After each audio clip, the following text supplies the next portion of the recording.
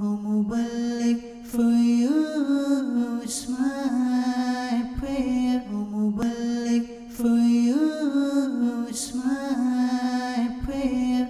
May you keep ascending success, stay success. Alhamdulillahi Rabbil Alameen. Wassalatu wassalamu ala Sayyidil Mursaleen.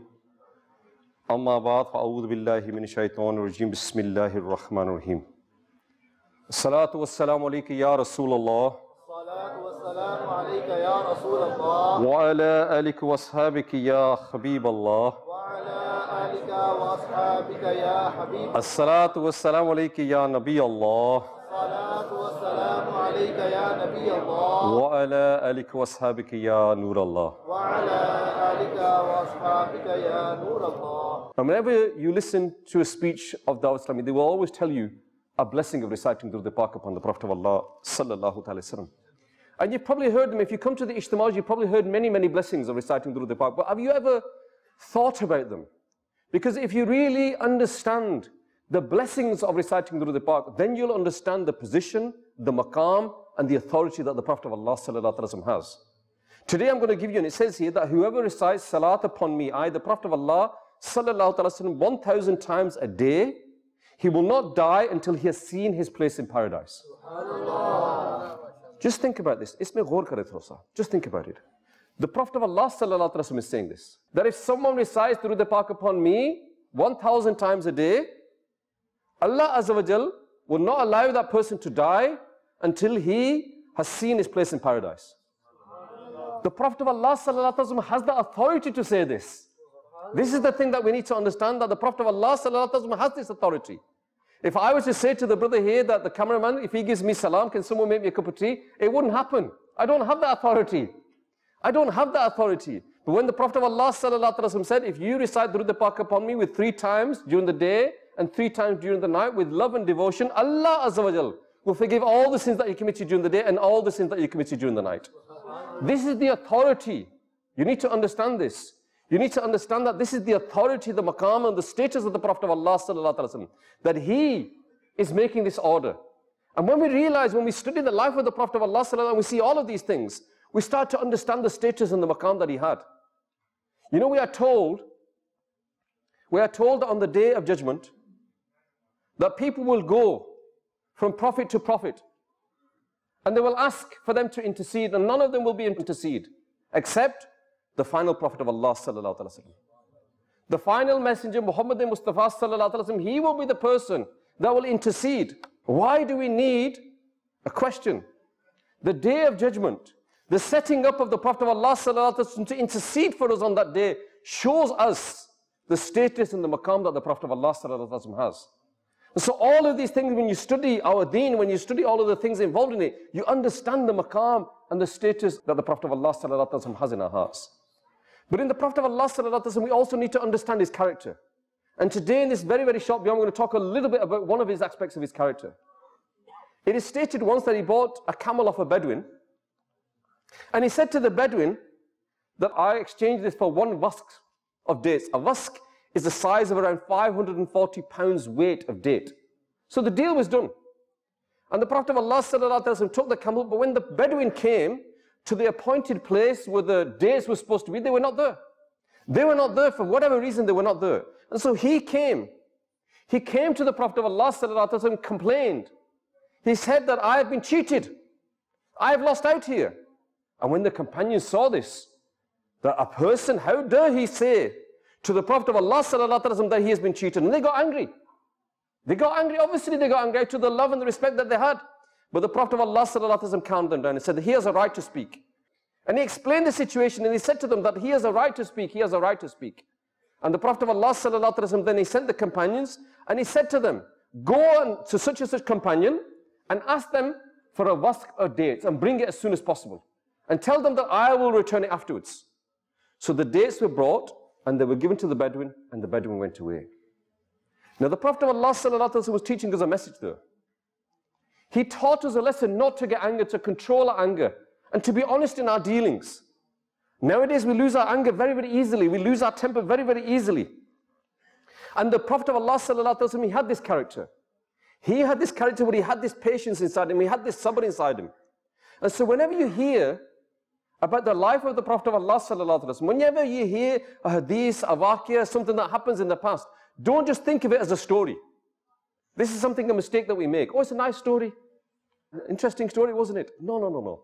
If a story has been related to us and passed down through 1400 years of the life of the Prophet of Allah sallallahu alaihi wasallam, it's been passed down through any of the pious companions, any of the Buzurg al Deen, whatever has happened, them stories have been passed down to generation to generation to generation for us to learn something from them.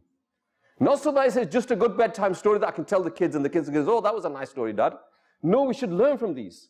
And here we are learning in this particular event that that person had the right to complain. And the Prophet of Allah sallallahu alaihi wasallam, the ultimate authority at the time, like I said earlier on, he didn't get angry. He didn't even say, well, okay, let me go and check where them dates are. Maybe they were there. Maybe he didn't see them properly. Maybe he didn't go to the right place. Maybe he didn't check it out. He didn't get angry and maybe thinking to himself, oh, I asked somebody to put the dates there. They didn't put the dates there. He didn't investigate all of that. He said to this person, you are all right. You have a right to speak. And so he let this person speak. And so the Prophet of Allah sallallahu alaihi wasallam, he had this perfect character. And it's a character that we need to analyze, we need to look at. Sayyidina Imam Ghazali rahmatullah ta'ala has told us about a perfect character. And each of these things that I'm going to mention to you, every single one of them, the Prophet of Allah sallallahu alaihi wasallam is a perfect example. Sayyidina Imam Ghazali rahmatullah, he said the embodiment of a good character is that a person who is the most modest, he does not harm anybody, he performs righteous deeds, speaks the truth, he speaks little, is habitual of practicing good deeds, presents himself from mistakes as much as possible, avoids useless speech, is righteous, dignified, tolerant, content with the will of Allah Azza wa Jal, thankful, soft-hearted, of pure character and affectionate.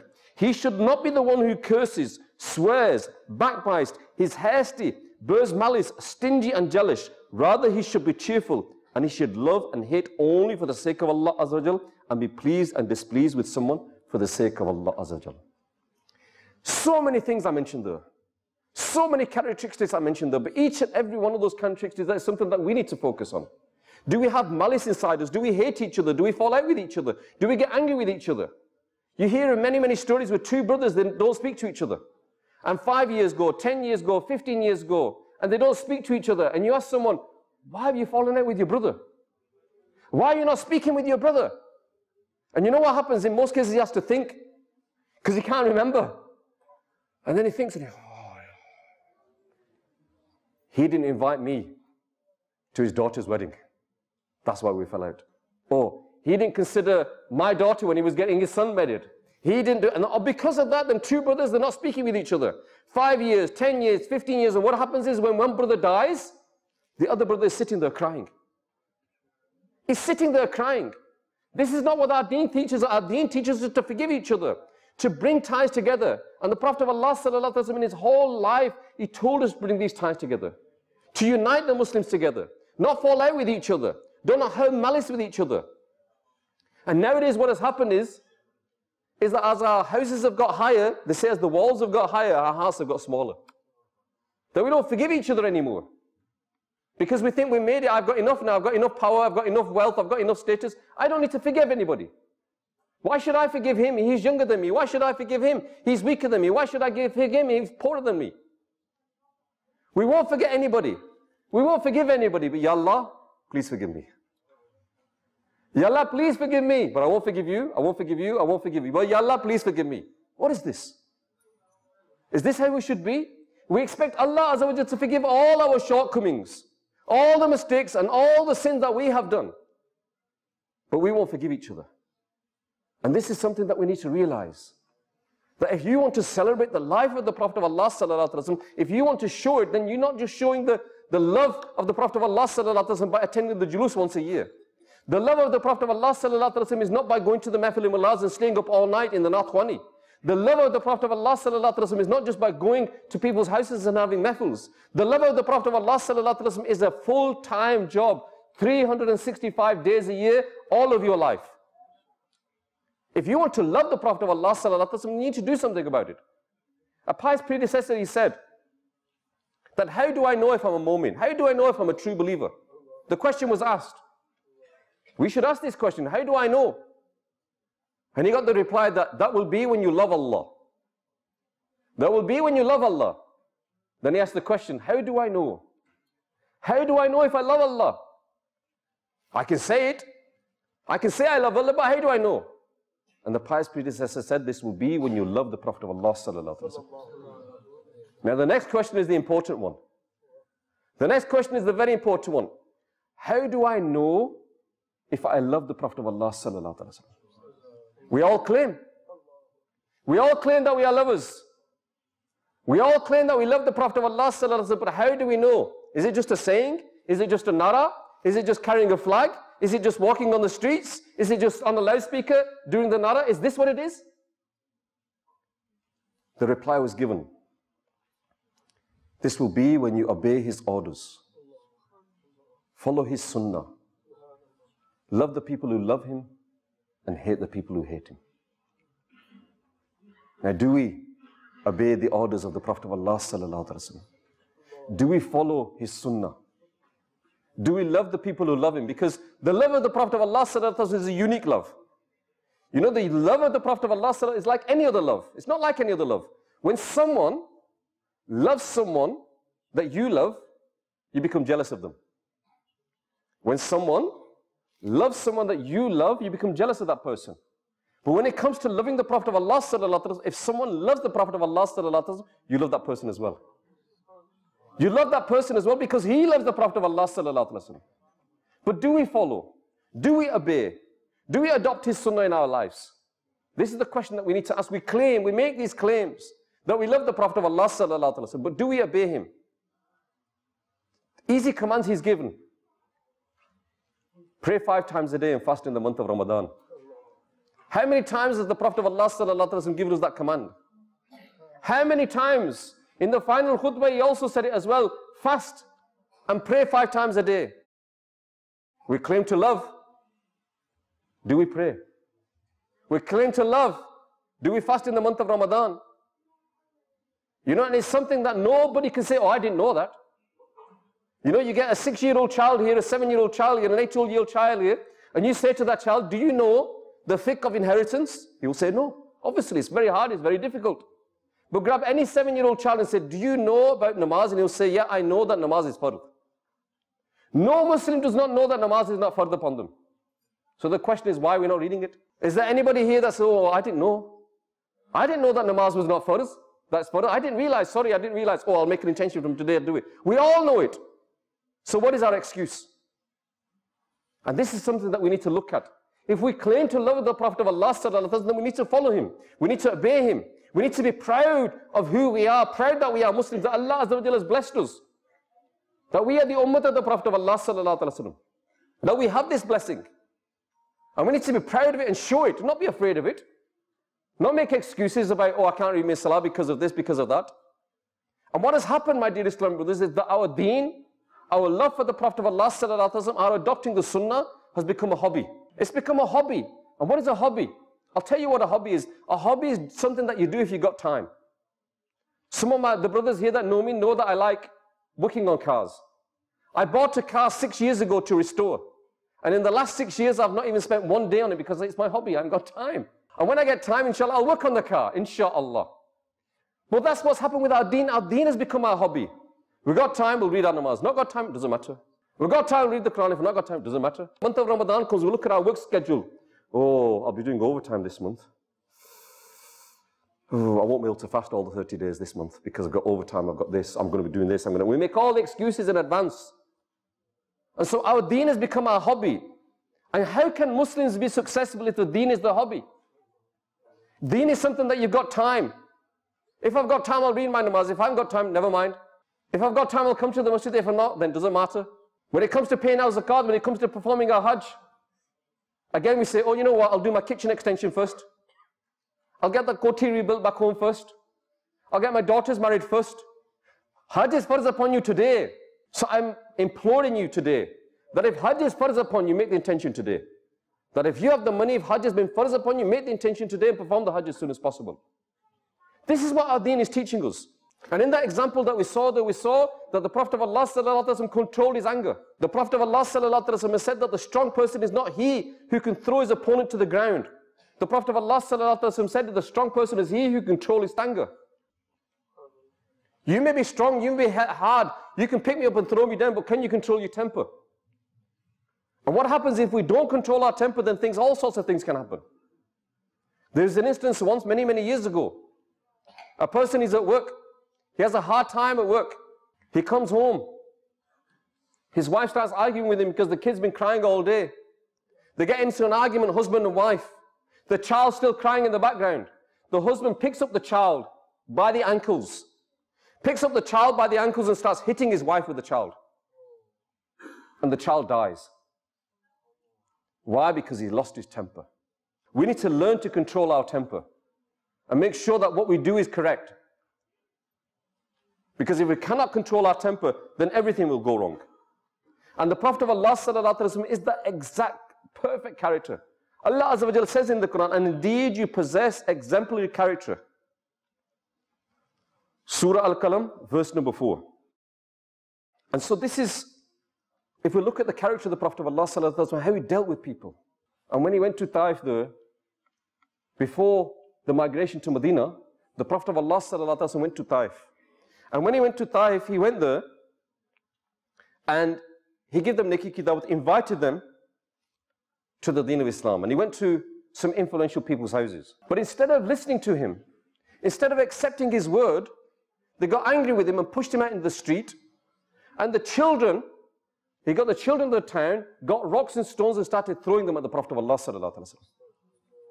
And it said that the Prophet of Allah sallallahu alaihi wasallam, his blood came down from his forehead and his body and went down his body, and his blessed sandals, the blood stuck to his feet and the sandals, and they stuck the sandals to his feet. And as he was coming out of the town, and he sat down to rest, he looked above him and there was a cloud there protecting him from the sun. And Hazrat Jibreel alayhi salam came to him and said, Ya Rasulullah sallallahu alaihi wasallam, if you wish, 2 mountains that are covering this city will crush and kill all of these people. Just remember now, the Prophet of Allah sallallahu alaihi wasallam, from this time people have thrown stones at him. People have persecuted him. People have called him all sorts of names and cursed him. You know when you're hurt, you know when you're in pain, then that time you want to take revenge. Yeah, because that's the peak moment. Later on when you've calmed down, maybe you don't want it, but that moment you don't think straight. But even at that time, the Prophet of Allah sallallahu alaihi wasallam said no. No, because from the offspring, inshaAllah azza wa jal, there will be Muslims. So even at that time, when he had the opportunity, he didn't take revenge. And this is also a characteristic that we need to learn. Sometimes what happens is you want to take revenge, but you can't. Because you're not strong enough. You're not powerful enough. You're not wealthy enough. Whatever it is. The true test of your character is if you can take revenge and you don't take revenge. Taking revenge is easy. The question is can you control yourself at that time? And the famous incident when the Prophet of Allah sallallahu alaihi wasallam, the Muslims conquered Makkah. When they went into Makkah, everybody in the whole city of Makkah was scared. They went and hid in the houses because they realized that this person, the Prophet Muhammad sallallahu alaihi wasallam, this is the person that we had persecuted. This is the person that we had abused. This is the person that we had thrown rubbish on. This is the person that we caused all sorts of trouble on. This is the person whose family we had killed, we had martyred. Today he is conquering Makkah. Today we've got nowhere to run. And they all hid in the houses. But the Prophet of Allah sallallahu alaihi wasallam forgive them all. And when the historians read about that, when the historians read about the conquest of Makkah, they are shocked. They're amazed at the character of the Prophet of Allah sallallahu alaihi wasallam at that time. At that time when people were in front of him, that had killed his family, that had martyred his family, that had killed his blessed uncle, they were in front of him. Then people were in front of him that had ripped out the liver of his blessed uncle and chewed it. They were in front of him. Imagine if you were in front of someone that had done something like that to your father, or to your uncle, or to your relatives, and you now had the opportunity. With a blink of an eye, they could have had their heads chopped off. But no, even at that time, the Prophet of Allah sallallahu alaihi wasallam showed mercy. So if you want to learn something from the life of the Prophet of Allah sallallahu alaihi wasallam, if you want to learn something, then learn his character. Learn his character. Learn how he controlled himself. Learn how he was kind. Learn how he was gentle. Learn how he was a father. Learn how he was a friend. Learn how he was an authority. How he dealt with these situations. And if you want to have a beautiful life, then look at that. And as Muslims today, we are failing because we are not following the Sunnah of the Prophet of Allah sallallahu alaihi wasallam. And every single household is having problems. And the Prophet of Allah sallallahu alaihi wasallam said it, and I mentioned this many times. In his final khutbah, he said, I'll leave you two things. I'll leave you these two things. Follow them, you will never go astray. The Quran and my way. The Quran and my way. Now, where is the Quran in our houses? You don't have to think. Blessed are those people that open the Quran every day. The rest of us are having to think, you know what, I think it's in that room, on top of that shelf, maybe on that shelf, but I think it's on that shelf. If that is what's happening, that's something that we need to think about. Is this happening in our house? That the only time the Quran is open is in the blessed month of Ramadan? Or are we even worse than that? That the only time the Quran is open is when someone passes away? Or are we even worse than that? That we say when someone passes away, we get somebody else. Madrasa wala, you read the Quran for us. Is this what we become? And then we wonder, the Prophet of Allah sallallahu alaihi wasallam, the Quran and my way, follow them, you will never go astray. When it comes to the Sunnah of the Prophet of Allah sallallahu alaihi wasallam, we don't know anything about it. What is the Sunnah? Why should we follow the Sunnah? We ask too many questions. Tell me why I should use miswak. Tell me why I should grow a beard. Tell me why I should wear in Imam Sharif. And yet we claim to love. We claim to love. Lovers just follow, they don't ask questions.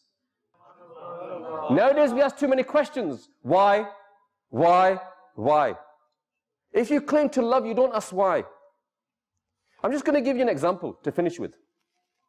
A person, he claims to love his mother. And he tells everybody, I love my mother. He wears badges saying, I love my mother. He's got posters on his window saying, I love my mother. He's got posters in his car saying, I love my mother. And one day Mum says, Beta, can you take the rubbish out? I ain't got time, Mum. I'm too busy. One day the mother says, Beta, can you do this? Can you do that? He said, no, I can't. Beta, don't go there, can you go here? He said, no, I can't. And he never listens to his mother. Yeah, he tells everybody, I love my mother. If a person says, I love my mother, and doesn't listen to her, what would you say about that person? You say he's a fool. He's a hypocrite. He says he loves, but he doesn't listen to her. Isn't that the same with those that we say we love, but we don't listen? We say we love the Prophet of Allah sallallahu alaihi wasallam, but we don't listen to him. We say we love the Prophet of Allah sallallahu alaihi wasallam, but we don't follow him. You know, the youngsters that are here today, even the elders that are here today, you probably know more about cricket, you know more about football, you know more about politics, you know more about film stars, you know more about singers than you know about the Prophet of Allah sallallahu alaihi wasallam. Isn't that sad? If I was to ask the youngsters here to name me 10 footballers, they could do it. 10 cricketers, you could do it. 10 film stars, you could do it. 10 singers, astaghfirullah, you could do it. 10 politicians, you could probably do it. But if I asked the same people in this room to name me those 10 companions that were guaranteed paradise, could we do it? Can we name 10 companions of the Prophet of Allah sallallahu alaihi wasallam? Can we name 10 prophets? We claim to be Muslims, we claim to be lovers, we claim to follow, but we know little about our deen. And then we wonder why. Why we've got problems. Hi mere bache, hi mere bibi, hi this, hi that. We've got all these things going on. I'll leave you two things. Follow them, you will never go astray. The Quran and my way. The Quran and my way. And because we're not following this, then we're facing all the problems that we have. So in this month of Milad, when you attend these gatherings, where you're here to develop the love, the kalams that you listen to, these kalams that you listen to, why are they there? To develop that love. Why are these gatherings there? To develop that love. Because loving the Prophet of Allah sallallahu alaihi wasallam is part of our iman. But loving the Prophet of Allah sallallahu alaihi wasallam is not just kalams, not just julus, not just nare, not just all of these things. Loving is to follow. Loving is to obey. Loving is to respect. Loving is to understand. Blindly. A strong statement to me, but a true lover, he blindly loves. When you see people who love people, they don't look at the negative, they only look at the positives. How many of us have read a seerah of the Prophet of Allah sallallahu alaihi wasallam? How many have read his life? How many of us have read the sacrifices that he made for us? How many people have read about the du'as that he made for the ummah of the Prophet of Allah sallallahu alaihi wasallam? We don't. So this is something that we need to do. Yes, attend these gatherings. Yes, attend the julus. Yes, recite the naat. Yes, listen to the naat. But also nurture that love for the Prophet of Allah sallallahu alaihi wasallam in your heart. And understand that he is our perfect example. And if you want to love him, you need to obey him. If you want to love him, you need to follow him. So my humble request to you is, adopt the Quran and adopt the Sunnah of the Prophet of Allah sallallahu alaihi wasallam. And don't be afraid of it. Don't be ashamed of it. And don't ask questions why. Why should I grow a beard? Why should I wear in Imam Sharif? Why should I do these things? In every Sunnah of the Prophet of Allah sallallahu alaihi wasallam, there is wisdom. Every single sunnah. Maybe we don't understand. Maybe we don't understand. But there's wisdom in everyone. But I'm going to give you the wisdom of this. I'm going to give you the wisdom of this today. You know when you've got this on your face, people don't invite you to nightclubs. They don't invite you to places where alcohol's being served or drugs are being given. They don't invite you to these places. What kind of invites do you get? You get invites to Mehli Malads, to Yarwi Shifs, to Ishtamaz, to Jalsas, to these. You get invitations to the masjid. You know this is a weapon against shaitan. This is a weapon against shaitan. Shaitan knows I can't invite this person to a nightclub now. I can't invite him to places with alcohol and shisha and all these sort of things that happen. No, I can't do this now. And every day when you get up and you look at yourself in the mirror, you think to yourself, well, you know what, I've got this sunnah on my face. I need to respect it. I need to respect this sunnah. And every day, this is one sunnah, that other sunnahs, you have to do something. I can be asleep and I'm getting the reward of this sunnah. So learn the sunnah, adopt the sunnah. Please attend these gatherings. But don't attend these gatherings just for entertainment. Attend these gatherings with an aim that I'm going there to develop the love of the Prophet of Allah sallallahu alaihi wasallam in my heart. I want to nurture that love. I want to improve that love. I want to get closer to my Nabi sallallahu alaihi wasallam. I want to get closer to him. I want to understand him. I want to live my life like him. I want to admire him, respect him. And that is why you should come to these gatherings. I pray to Allah Azza wa Jalla, may Allah Azza wa Jalla forgive me. And I pray to Allah Azza wa Jalla, Allah give me and you the tawfiq and the ability to think about what I've said. Ameen bijahin Nabi al-Amin. Sallu ala al-Habib. O Muballigh, for you is my prayer. O Muballigh, for you is my prayer. May you keep ascending success, stay success.